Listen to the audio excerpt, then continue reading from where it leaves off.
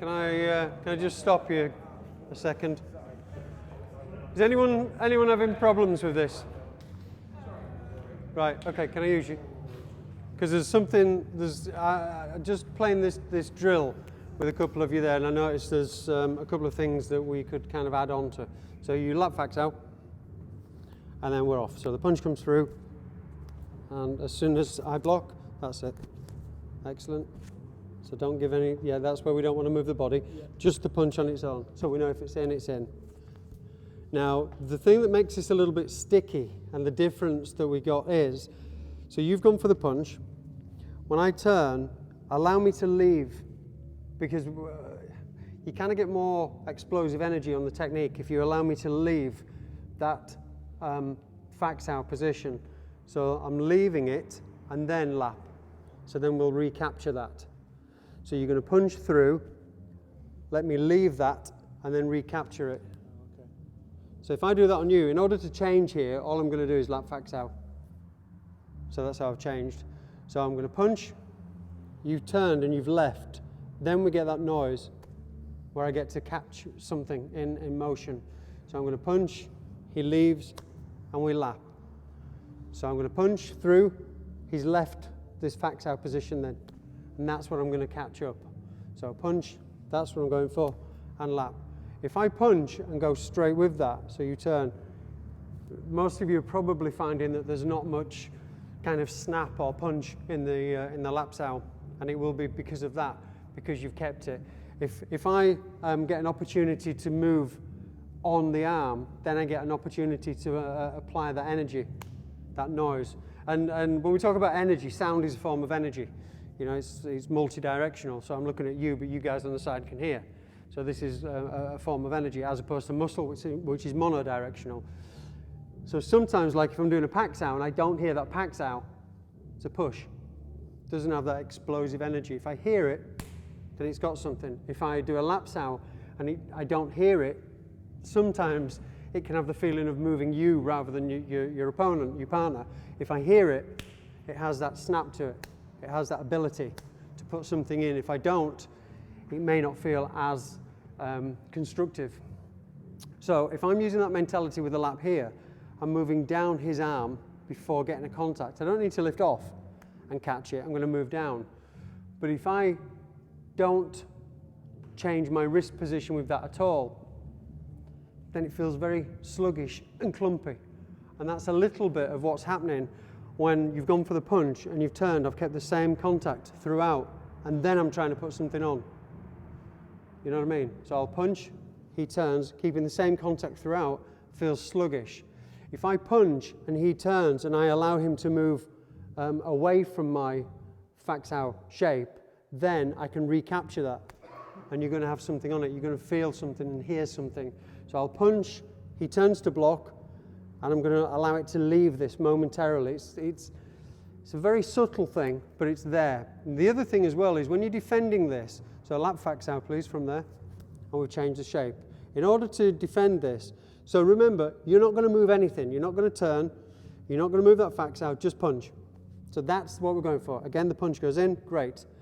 When that punch comes in, I want to turn attacking that. So I'm going to use this defense aggressively. I'm going to turn, almost hitting it with my elbow.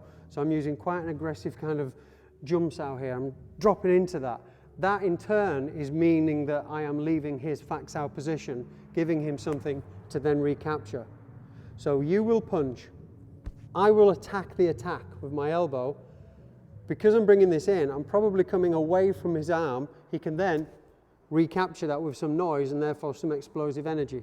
So he's going to punch, I attack, and there's the lap. You punch, perfect. Again, you punch, I attack the attack, and then there's something to kind of, remember I used the phrase previously of catching it up. Well, you're never catching it up because you never left it. So that's kind of, you know, I've missed that a little bit. So if you've punched and I've attacked that, you're allowing me, you're not necessarily allowing me because you've punched, but then if I stay there, that's it, end game. But you punch and I turn to block, I've got the edge on you because I've set off. So the fact that I've set off to block that means that I would have left you. So ideally, you should have to catch me up. If you're not catching up, then it means that you're really, really sticking to that same shape and that same position.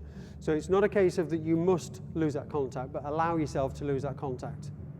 You know, so I'm asking you to stay in the moment. You need to allow me to stay in the moment as well as your partner in this sense.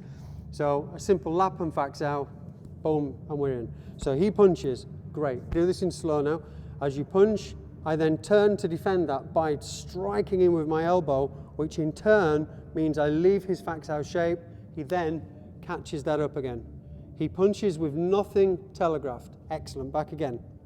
He punches. I turn to defend that by striking in with the elbow, in which case he has to catch up with that again. So punch here and we catch. Punch here and we catch. And that's if you're not feeling this as something that's snappy, this is probably why.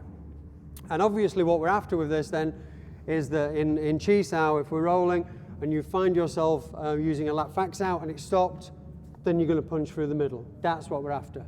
So I'm just going to punch for this. Easy peasy lemon squeezy, as Shaolin monks probably say. So again, boom, I might just hit on the top, boom, and the same principle applies. So any technique that I'm going to do, if I'm going to get into here, bang, as soon as I hit, I need to not give away what I'm going to do with the other hand. I hit, don't give anything away with the other hand.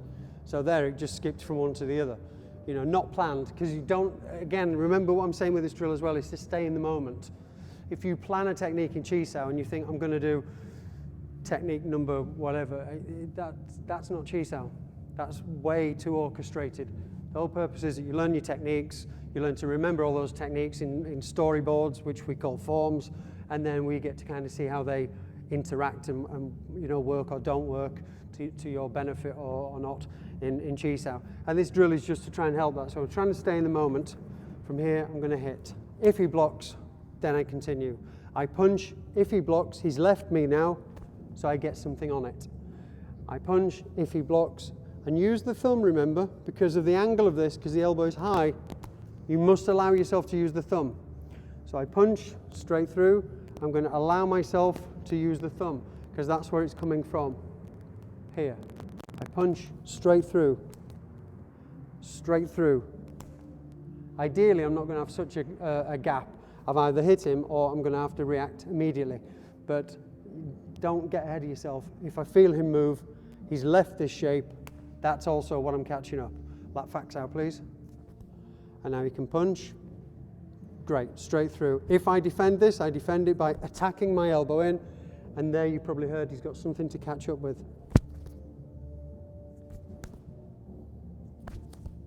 Cool, excellent, and very different to how that started.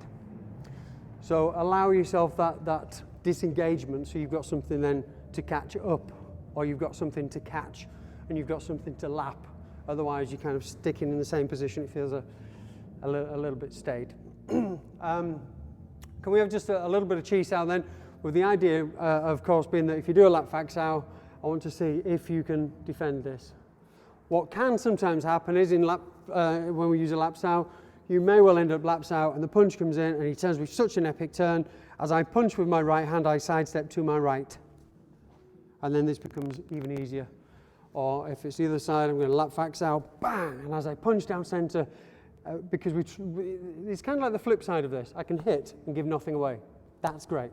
Or I can give a massive punch and let him see it and let him block it. So I'll punch with my left, but I'll step to my left here.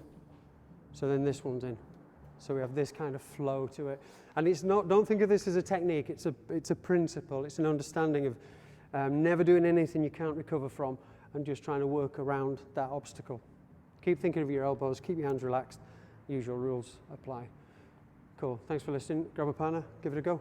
Cheers guys, thank you, brilliant.